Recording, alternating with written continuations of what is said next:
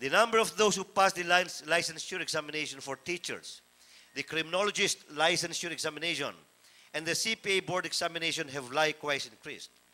This school year, we will be launching the so-called SiCat, or Simulan ang Karunungan sa Tahanan program. SiCat. In the last graduation exercises where I had a chance to join them, I have exposed and presented to them this SiCat program, Simulan ang Karunungan sa Tahanan.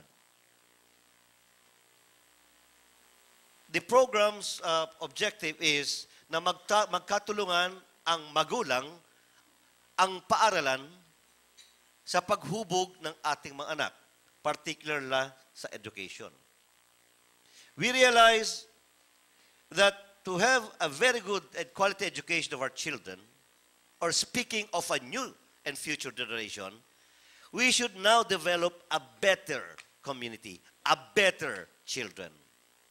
How do we do that? There are three important elements for a quality education of our children. One, the government. Two, the parents. Three, the schools. Napag-alaman natin na ang pamahalaan ay patuloy gumagawa ng paaralan. Hindi kaya ng mga magulang gumawa ng mga paaralan o school buildings. Hindi kaya ng mga magulang magpagawa ng mga kalsada para dadaluyan ng mga anak natin. Hindi kaya ng ating mga magulang magtayo ng magandang kapulisan. Hayaan na natin ang pamahalaan dyan. Hayaan na natin si Mayor Recom dyan. Hindi rin kaya ng mga magulang na tutukan ang pag-aaral ng kanilang anak sa araw-araw dahil kulang sila ng teaching skills. Hayaan na natin ang mga guro natin dyan. They are trained for that. Tanong, component element ng magulang. Pag-uwi ba ng mga bata mula sa paaralan, sa tahanan, nandyan ba ang mga magulang upang alamin, kumusta ka na anak? Ano ang natutunan mo ngayon sa iyong paaralan? Andyan ba yung mga magulang upang alalayan sa pag-aaral muli ang kanilang anak at gawin ang assignment? Andyan ba yung mga magulang upang i-check kung nagawa ba yung assignment ng ating anak o hindi? In other words, the purpose of the SiCat or Simulan ng Karunungan sa Tahanan ay dapat these three should become partners effectively. The government, the school, and the parents. Simple lang ang inihiling ni Mayor bilang ama ng lungsod ng Caloocan, tayo sa ating mga magulang. Let's have time. Listen to our children. Let us listen to our children. Learn to know what they wish and aspire for. I wish to share to you a story wherein a 13-year-old student appeared before the delegates in United Nations. Doon, this 13-year-old girl, napatahimik niya ang United Nations. United Nations composed of leaders on different parts of the world. Napatahimik niya in 6 minutes ang world leaders. And this girl talked about global warming. This girl talked about climate change. This girl talked about education, poverty, how rich nations can just spend their money for nothing. And other countries get poorer and poorer. And she vigorously appealed to the world leaders and she said, "We shall inherit this world from you. We are your inheritors. If you cannot protect this world, please do not destroy it." A simple appeal. And that's the message now. Let us listen to our children. Hindi ako forever magiging mayor. Ang mayorship ko siguro another 4 years na lang. Hindi ba? Pwede ba yon? But I will not stop. I will not stop hanggat hindi ko nakikita magkaroon ng sakatuparan ang Simulan ang Karunungan sa Tahanan program. It is high time that we should wake up ourselves. Wake up that kind of parental responsibility over our children. On the process, habang ang magulang ay kinokorek ang mga notebooks ng mga bata, on the process, nagkakaroon kayo ng bonding. On the process, you are able to know whether all your children are there already inside your respective houses. Gone are the days nung panahon ng ating mga magulang. They still check on us kung nandiyan tayo sa bahay. But if we, dahil busy nga tayo, it should not be the reason. It should not be the reason na masira ang susunod na henerasyon. Please. Sabi nga nila, sa Caloocan, magsisimula ang revolusyon. I'm starting a new revolution here in Caloocan City. We shape a better generation for our children.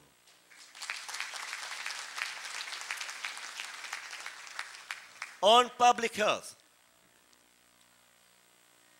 well, I remember when RJ were younger, I have 5 kids. From office, 2 hours, tulog na si Miss Echiverri, I'll check all the notebooks kung nagawang assignment.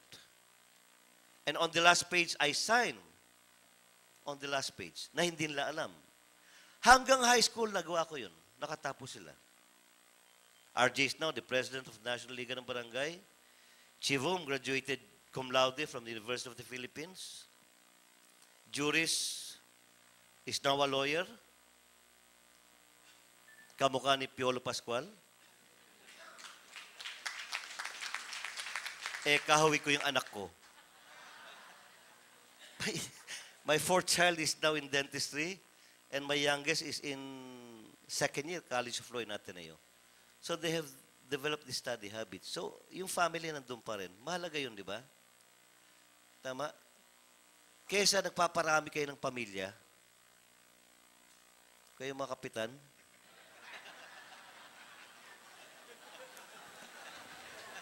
palakpakan nyo mga sarili nyo.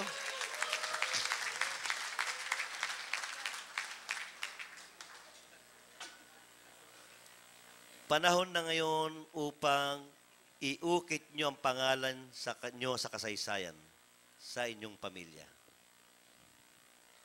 Develop a better generation for your family. On public health, beneficiaries of our healthcare services have likewise increased by more than 100%, particularly in our child care, maternal care, and cancer control programs. In 4 years, we were able to conduct 331 medical missions, in contrast to only 38 medical missions under the previous administration. Parang bugbog na si Umaba dito. Recently, we have acquired 2 state-of-the-art mobile clinics fully equipped and manned by licensed medical personnel to give free consultations, medicines, and first aid, particularly to the farthest barangays. These mobile clinics, which are built inside 6-wheeler Isuzu vans, are capable of providing minor surgical procedures, contraceptive procedures, dental care, pre- and postnatal care, medical consultations, immunizations, and laboratory tests. They are equipped with everything from a high-tech dental chair to an ECG machine. As far as I know, Caloocan is one of the very few cities fortunate enough to own this kind of mobile clinic. These are apart from and complementing our 51 health centers and barangay health stations operating all over the city. We have established 150 boticas ng barangay, the most number established by an LGU. We have successfully transformed our local hospital, the President Diosdado Macapagal Memorial Medical Center, into a modernly equipped facility. Last year alone, we have spent more than 10 million pesos in modern hospital equipments. Thus, it has been upgraded by the Department of Health and PhilHealth into a tertiary level for hospital. Mga kaibigan, you might recall that when I first became mayor, this hospital could hardly be used for lack of facilities. I remember, ang tao lang dyan ay security guard, walang doktor. Now, that hospital is being recognized.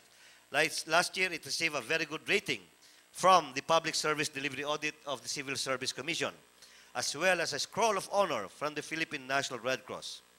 Aside from the frequent blood donations, we have been providing free laboratory services as well as free surgical procedures, including Operation Restore Hope for cleft lip, palate operations, Operation Tule, and free cataract operations. Early this year, we have procured 2 new units of ambulance cars for the hospital, complete with modern accessories. Caloocan City was the first LGU to hold the annual Buntis Congress, an assembly that tackles mother and child health. Ayan ang mga buntis. Wala si Atty. Capasilio dyan. Our veterinary services have likewise accomplished 100% more than in the previous administration in terms of providing free consultations, vaccination of animals, and confiscation of double-dead meats or hot meats. To enhance our veterinary service, we have constructed the first city animal pound in North Caloocan. This pound is equipped to handle 300 animals at a time. And this month, or early next month, makikita nyo na ang lahat ng mga sakyan umiikot ng huhuli ng mga nakawalang aso.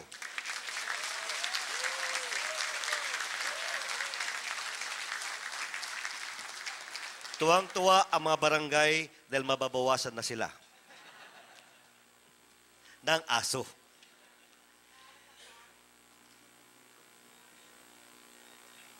The Sangandan Cemetery, which used to be a den of drug users, illegal settlers, has improved considerably with the construction of perimeter walls, installation of sufficient lighting, 24-hour security, and relocation of illegal dwellers. Insofar as Sangandan Cemetery, I would like to ask personally and officially the barangay captains of Barangay 4, Barangay 3, Barangay 2, and Barangay 1 to be my caretaker and overseer of that public cemetery. May we request the barangays of Sangandan to please stand up, Barangay 1, 2, 3, 4, and including 5. Kasama dyan, si 5, si Cora. Pati si Johnny, 6. 5 ka ba? O, sama ka, 5 and 6. Kayo, 1, 2, 3, 4, 5, 6. Kayong overseer ng Sangandan Public Cemetery. Please coordinate. Dr. Sayo, mag-usap-usap kayo on the operations of the Sangandan Cemetery. Thank you. Palakpakan niyo sila, ang mga... On public order and safety. One of the most visible changes observed by the people when I took over the reins of the city was the big improvement in traffic flow. My administration seeks to sustain this improvement in traffic through an excellent traffic management scheme and the implementation of red zones or the Recom Echiverri discipline zones. We have also set up additional traffic lights in critical areas and installed traffic signages where necessary. Recently, we have furnished our traffic enforcers with 16 additional patrol motorcycles. We have fielded 722 trained traffic enforcers with the help of the Recom riders composed of about 3,000 motorcycle volunteers. Palakpan po natin ang mga Recom cycle volunteers. In previous years, the prevalence of colorum tricycles had been a perennial problem of the city. Only 20% of the city's tricycles used to renew their franchises every year. Now, through sheer political will, we have successfully implemented a zero colorum drive and legalized 95% or a total of 1,228 colorum tricycles. Moreover, our city boasts of the fastest process of renewing tricycle permits from the previous 2 weeks to as fast as 30 minutes. On the other hand, aside from the 40 units of mobile patrol cars and communication equipment we have provided for our police force, we have subsidized the needs of our police personnel to the tune of 350,000 a month.